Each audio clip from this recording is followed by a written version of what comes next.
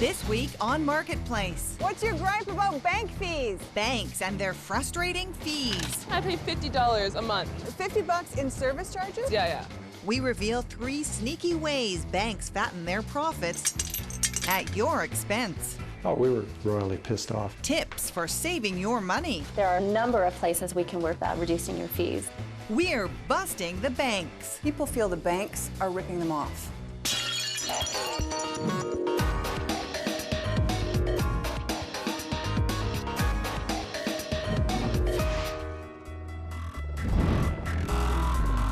We're taking hidden cameras inside the Big 5 banks. Hi, is there anyone who can help me? To test how upfront they are about bank fees that could take tens of thousands of your dollars.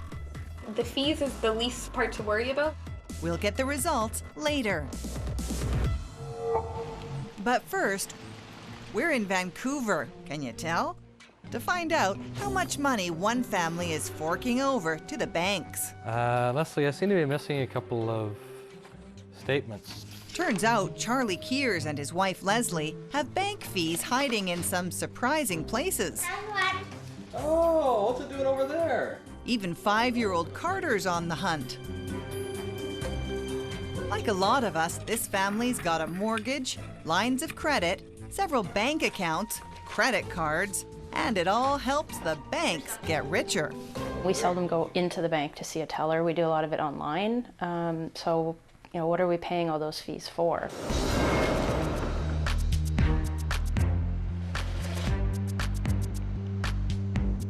Last year, Canada's 5 biggest banks made a record-breaking $28 billion in profit. And some of that's from our bank fees that keep creeping up. I wish I made that much profit every year, but I don't. So just how much is this family doling out to the banks? 46. Carter's taking a crack at the numbers. But we need an expert to find out what they can really save. So we asked the Kears to gather up all their financial info and take it to a money coach. Hey, Melanie. Melanie Buffle helps people find savings and cut those nasty bank fees. There's a lot of people that are just not aware of what's going on with their money and how they can harness the power of that $20, $30, $40 a month, put it towards something that's meaningful to them and not to their bank fees. While Melanie gets to work, we hit the streets of Toronto. Hi there, have you got a gripe about bank fees? I think that they make enough holding on to our funds and using that to earn more money that, retail fees are really just unnecessary. Seems everyone's got a story. One time I paid $50 a month. 50 bucks in service charges? Yeah. It's ridiculous. I shouldn't have to pay to take out my own money. To find out how we help the banks get rich, we call in an insider from the world of finance, Preet Banerjee. He's an independent consultant, but was a Bay Street player for big financial firms. Hi, Preet. Hi, Erica. Erica, nice to meet you. Nice to meet you. He starts off with some straight talk. He says we're partly to blame because we don't keep track of all those fees. Death by 1,000 cuts, if you will. So they're happening all the time, and people don't really notice them. Every quarter we see banks making billions of dollars. How much of that money is coming from our bank fees? I believe about 6 to 7% of that is coming from banking fees. And the bank fees clearly is a lot of money when you look at the headline numbers, hundreds of millions of dollars. So just how do the banks take your money? We're revealing fee grabber number 1. That's an oldie but a goodie, the fine print. How good a job does your bank do of notifying you when they're increasing your bank fees? They don't tell you that very often. Once every blue moon, they don't tell you. They don't want you to know. Does your bank ever let you know ways you could save money on your bank fees? Ever. No, never. No, they never let you know when they get That's not very profitable, is it? I'm just checking to make sure the charges are legitimate. I'm not looking for the fine print. We learned that fine print led to unexpected bank fees for a mom in New Westminster, BC. Hi, Virginia. Hi, come on in. Pleased to meet you. See you. Virginia Abbott had an account with BMO, Bank of Montreal, since she was a kid. As long as she kept a balance of $1,500, there were no fees. But then, the bank clawed $9.95 out of Virginia's account. When I went into the bank and asked, that's when they informed me that my account limit had actually increased to $2,000. They'd increased from $1,500 to $2,000, a $500 increase. Exactly. That you had to keep in your account. Exactly. $9.95 doesn't sound like much, but it adds up. Well, I'm not impressed because that's $10 or close to $10 that I could use in everyday life. My statement. Surely the bank would let such a good customer know about the change. And it did. Sort of. So it's on the third page. At the back of your statement. Yeah. And there's basically one sentence saying that my minimum monthly balance has changed from $1,500 to $2,000. This is it at the bottom of a 3-page statement? Yes. Page 3 at We the show bottom. financial critic Preet Banerjee. What do you think about this kind of disclosure? From a consumer's perspective, it's a horrible job, right? They're not being forthright, they're not being transparent. So again, they're doing what they feel they have to do so that the lawyers will say, no, you did what you had to do, you informed them. It was buried, they had to find it, but it was there. We asked BMO for an on-camera interview, but they decline. So we head to the umbrella group that speaks for the banks, the Canadian Bankers Association. Hi, Maura. Hi, Erica. And meet up with spokesperson Maura Drew Lytle. Banks can notify customers about fee increases in the fine print. I wouldn't say it's fine print at all. What they have to do, what they're required to do by law, is if they are increasing a fee, they have to give the customer at least 30 days notice. But why are they allowed to put it at the bottom of a bank statement? Why are they allowed? Well, because they have to make that disclosure. So how they choose to do it, I think, is up to them. It seems that banks are following the letter of the law when it comes to disclosing fee increases, but they're doing the bare minimum. Isn't that sneaky? No, not at all. They do make this full disclosure. I mean, it's up to customers, too, to also read it. Shouldn't the onus be on the banks to make it more clear to customers when they're introducing a new charge or a fee increase? Well, again, they do make it clear. So how they choose to do that is up to them. Clear but buried. Well, no. We agree to disagree on how transparent that fine print actually is. When we come back, what bank's mortgage comes with a potentially pricey catch? Oh, we were royally pissed off, actually. I never noticed that fee before. And wait till you hear how much the Kears family is handing over in bank fees. I guess I'm not richer than I think. And later, Marketplace is 40. Another viewer's pick for the story that changed her life.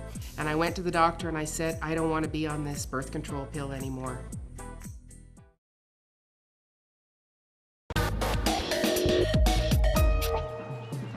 We're busting the banks, revealing the inside scoop on how bank fees eat up your money.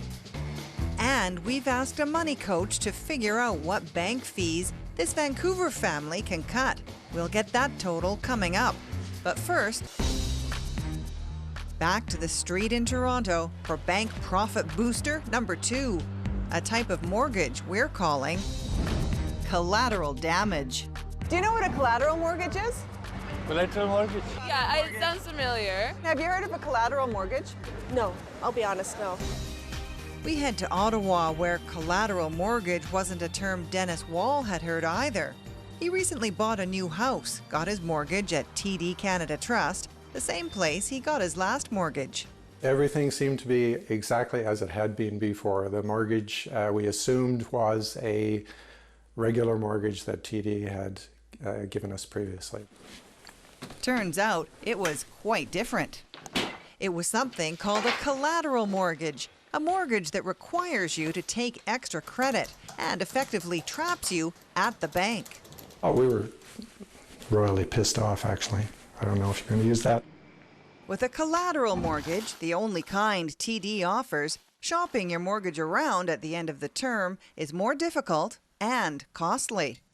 To get a collateral mortgage and not know prior what collateral meant is, it leaves one with a sense of being led down the garden path. We show financial insider Preet Banerjee the paperwork Dennis got at the bank.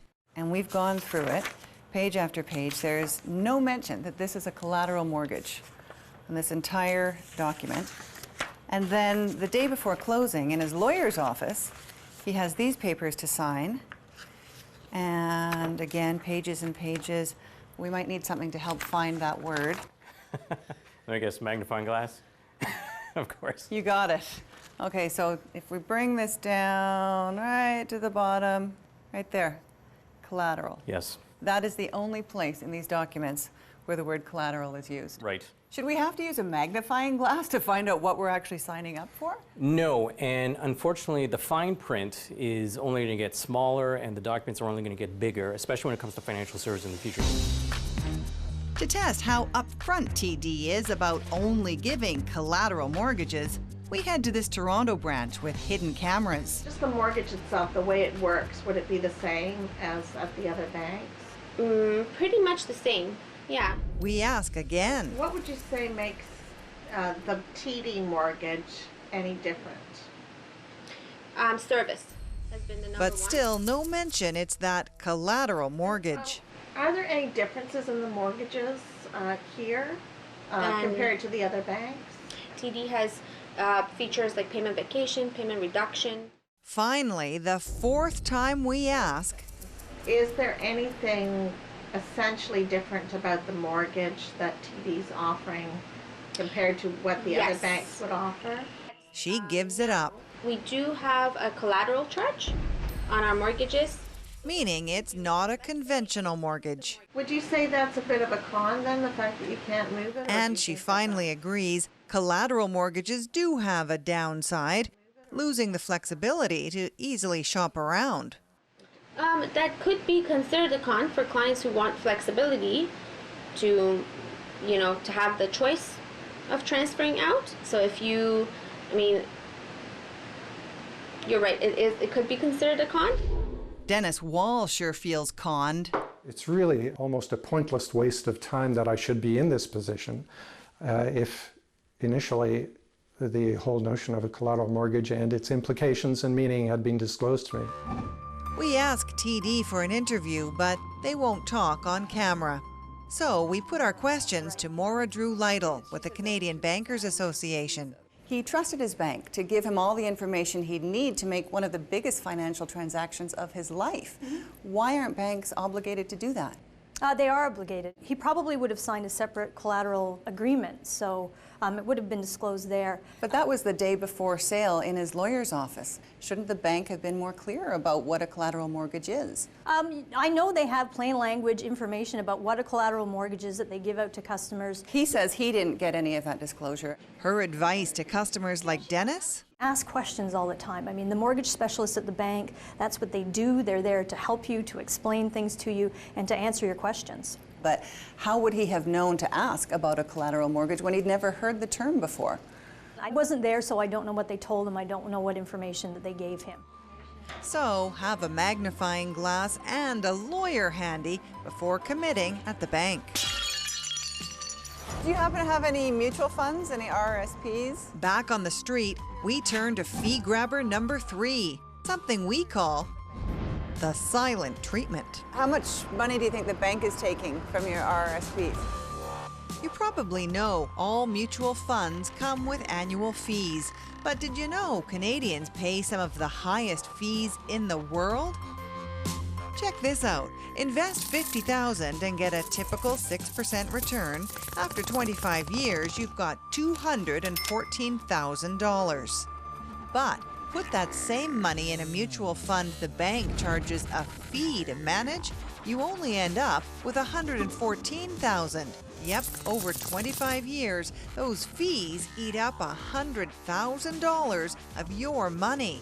Ka-ching. People aren't going to get ahead that way. The poor are going to end up getting poorer, the middle class are going to get poorer, and it's just going to be the rich getting richer. You need to own a bank. Oh, great. That's the solution. With so much of our money at stake, we take our hidden cameras to all 5 of the big banks to ask about mutual funds, see if they bring up those fees, and explain them. So let's take a look at TD Bank. We show Preet Banerjee our footage. All mutual funds have a management fee. TD gets a gold star. The fees are clearly spelled out.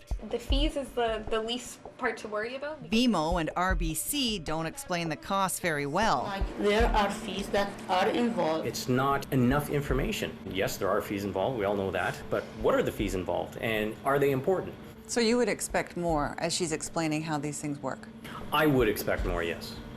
At Scotiabank, the financial advisor hands us a prospectus or financial document and tells us to look up the fees ourselves. Management fee tell you here how much cost. And actually, I'll show you what she gave us.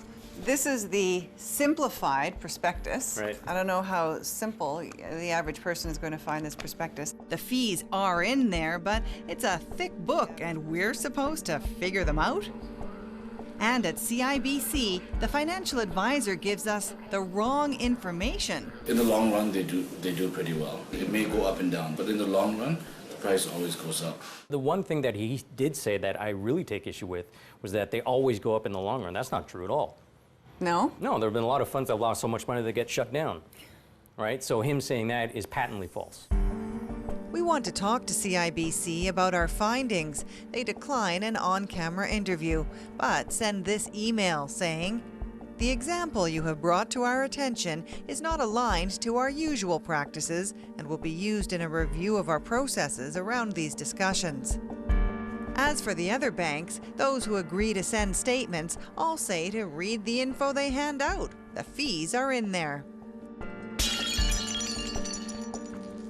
At the Canadian Bankers Association, Maura Drew-Lytle says bank fees are a necessity. You're not going to stay in business very long if you're giving away your services for free or you're not covering the costs of the services that you're providing. But they're not in any danger of going out of business, banks in Canada. They're making lots of profit, and people say, why not share a bit of that with the customers? Well, they do. I mean, 31% of Canadians pay no fees at all, so that means the vast majority do pay fees, and they're not happy with them.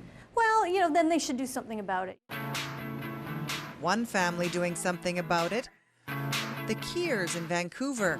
We're ready to find out what fees were hiding in all their transactions. So you're cautiously optimistic? Maybe she'll find some savings? Yes. Money coach Melanie Buffles checked and double-checked every banking fee. So what did you find? Are they paying too many fees to the banks? Absolutely, yeah. She's got a long list of fees this family can cut. You've got 3 bank accounts, and you really only need 2. The first step, close one checking account, move